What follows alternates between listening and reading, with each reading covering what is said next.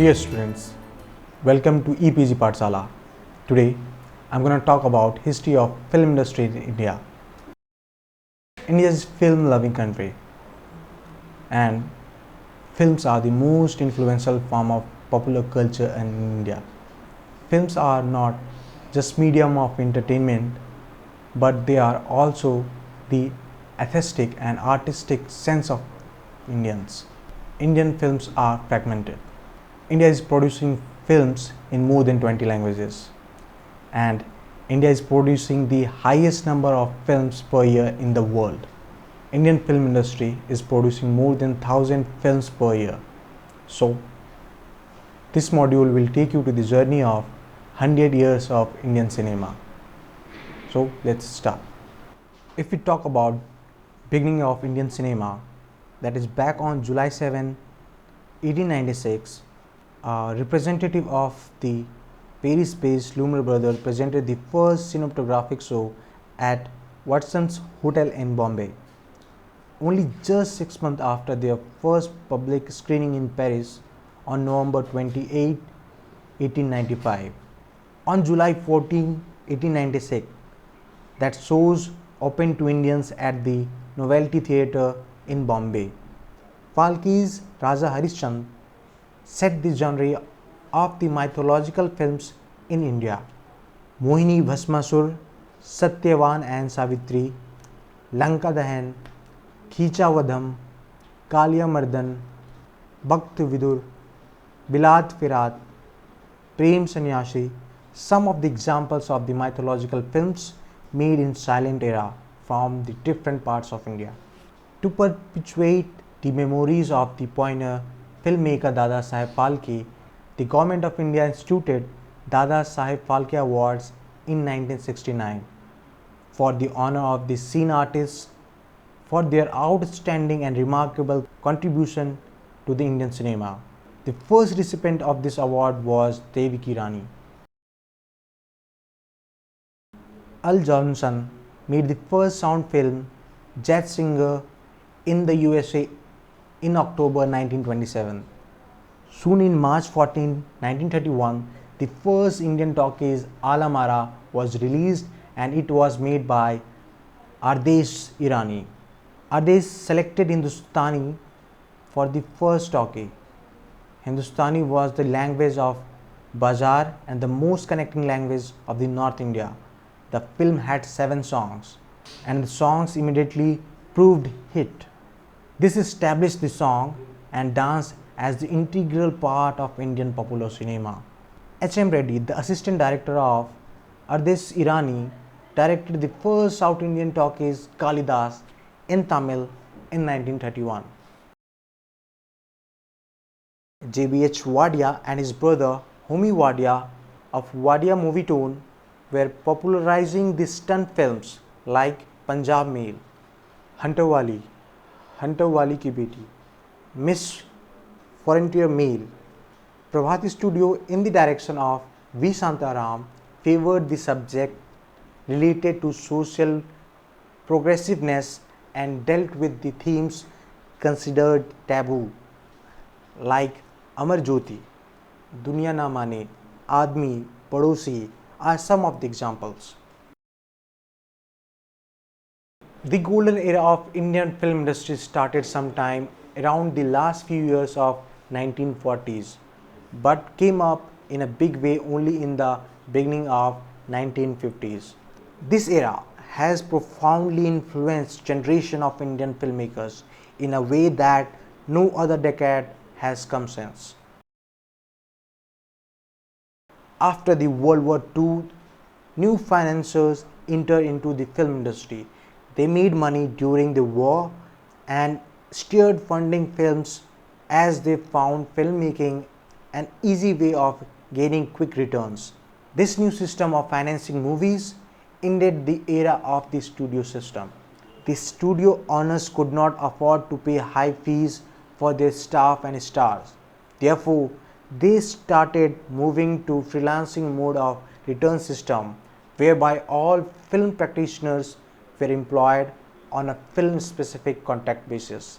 By the end of 1940s, studio system almost ended, and widespread freelancing system established by 1950s. With the popularity of cinema in Indian society, audiences started equating stars with their films, and a star cult phenomena started getting prominence over the other aspects of filmmaking. The faces of actors of a film widely recognized by the audience, and their curiosity about film personalities led the industry toward star system.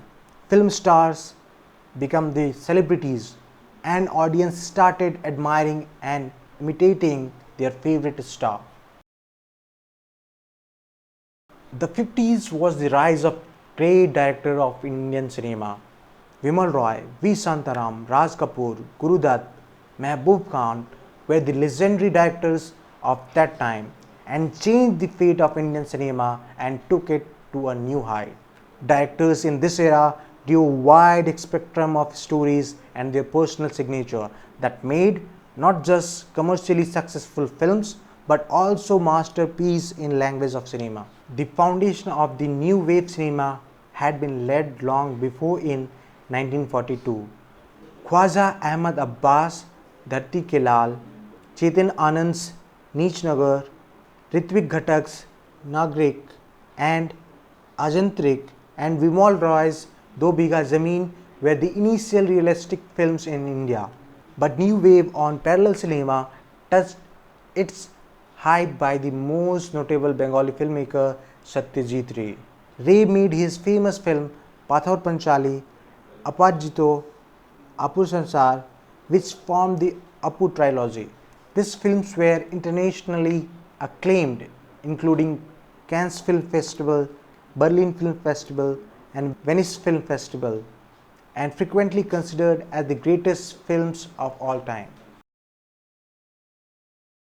The transition of color and the consequent preferences for escapist entertainment and greater reliance on stars brought about a complete change in the film industry. This was an era of mediocre films made mostly to please the distributor and to some extent meet the demands of the box office. A sharp distinction can be found in this era between the commercial cinema and the meaningful art cinema. In this age, films eventually shifted to color.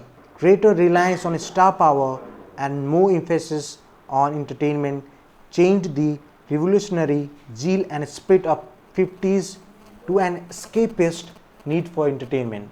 K. Asif Ali's Mughal-e-Azam in 1961 was a blockbuster romantic tale with lot of musical numbers and became somewhat the formula of success. The decade of 70s and 80s were a period of politically troubled and a time of rising workers, peasant and student discontent.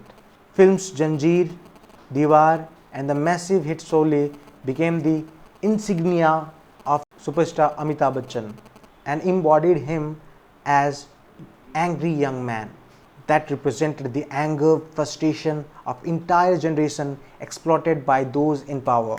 The popular Hindi hits of the decade includes Kamal Arohi's Pakiza, Raj Kapoor's Bobby, Devar's Hathi Mere Sathi, Ramesh Sippy's Sholay, Janjeer, Diwar, Khoon Pasina, Yadon Ki Baaraat, Yash Chopra's Kabhi Kabhi, Dharmveer, Amar Akbar Anthony, Hum Kisi Se Kam Nahi, and Muqaddar Ka Sikandar. The new wave cinema that took birth in 1950s becomes a movement in the late 60s and 80s. In 1960, the government set up the Film Finance Corporation following the recommendations of the Film Inquiry Report 1951. FFC later on converted into National Film Development Corporation in 1975, contributed much in promoting and encouraging good cinema movement in India. Many of the directors were graduates of the Film and Television Institute of India, Pune. In the era of 70s and 80s, some filmmakers dealt with light-hearted stories of middle-class families, often in urban setting, focusing on marital and love relationship. This cinema is known as middle cinema. Directors like Rishikesh Mukherjee, Basu Chatterjee, Basu Bhattacharya, and Gulzar, and later Sai Pranjabi made films that appealed to the sentiments of the middle class. In this age, cable television entered into India. Free market restructuring carried out in Indian economy. This was the time when a stark upgrade was seen on the canvas as technology gifted the industry Dolby Digital sound effects, advanced special effects, choreography and international appeal. In late 80s and in 90s, musical love stories brought back to Indian cinema. Love stories along the lines of love and modern Romeo Juliet and belighted by their families again become the popular subject to Indian cinema. Movies like Qyamat Se Qyamat Tak, Chandni, मैंने प्यार किया, बाजीगर, टर, हम आपके हैं कौन, दिलवाले दुल्हनिया ले जाएंगे, दिल तो पागल है are some of the examples. After mid-90s, as a consequence of globalization, revolutions in ICT and significant increase in the size of the Indian diaspora, Indian filmmakers have been making film keeping the diasporic audience in mind. Bollywood films like Dilwale Dulhaniya Le Jayenge, Hum Dil De Chuke Sanam, Kabhi Khushi Kabhi Gum, Pardesh, Kal Ho Na Ho, Kitne Dur Kitne Paas are the movies which made the crossover contact. The films Hum Aapke Hain Kaun, Dilwale Dulhaniya Le Jayenge started the overseas box office for Indian films. Afterwards, Indian films followed a trend of releasing worldwide the maximum number of screens. When government eased the regulation in the process of globalization in 90s, foreign films dubbed in Indian languages started releasing in India. Steven Spielberg's Jurassic Park was the first Bollywood film to be dubbed in India in Hindi, Tamil and Telugu, released in 1994. Film ran for remarkable 25 weeks and earned rupees 19 crore in box office. Unprecedented success of Jurassic Park promoted the wave of dubbed Hollywood film in India. The beginning of dubbed Hollywood film was a metro-centric phenomenon, but with the growth of multiplex and 3D film theaters, the dubbed version of Bollywood films in many Indian languages doing well in metros and Tier 2 and Tier 3 cities. Over the last few years, an increasing number of films in India have used the digital intermediate technology, whereby films are converted into digital format that helps in adjustment of image, structure and provides more control over the color. Hence, there are increasing instances of uses of animation, 3D, VFX and computer generated graphic images. It is also changing the content of Indian cinema by shifting from the single masala film genre to different genre like action, sci-fi, superhero and horror. In terms of production, digital videos are much cheaper than real based production. There is virtually no processing involved before the editing stage. The rapid proliferation of multiplexes and digital cinema theaters brought a major shift in Indian cinema. The first multiplex to open in India was PVR Anupam in New Delhi with 4 screens in 1997. After that, number of multiplexes witnessed an increase across smaller towns in India.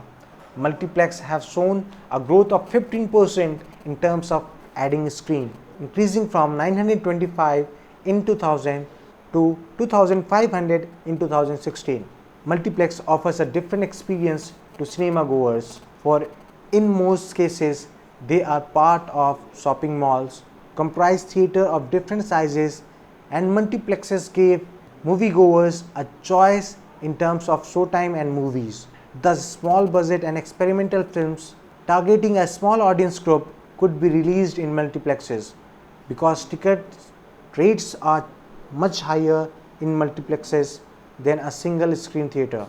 This has given rise to what has to be known as multiplex films, that is, small budget experimental films on subjects which are not often touched on the mainstream cinema. Young directors like Nagesh Kukunur, Sudhir Mishra, and others, new talented filmmakers, have been able to make a mark thanks to the multiplex phenomena. The organized financing was found to be the biggest stumbling block for the development of Indian film for a long time. This problem has been solved when cinema was declared an industry in 2001 by the Indian government, and no sooner this happened than the gradual corporatization of the entertainment and media industry took off. This is helping Indian film industry in attracting private equity and venture capital funding from institutional directly. Hollywood studio like Disney, Fox, Sony and Warner Brothers, realizing the growth prospects in Indian film industry, and have entered into co-production deals with the distribution deals with domestic production houses. Hence, Indian film industry is increasing in size and scale, working on variety of themes and expanding portfolio with big, medium and small budget films. So friends, we have completed the module. Let's have the summary. Indian cinema has completed its 100 years from the very start of its first full-length feature, Raja Harishchandra.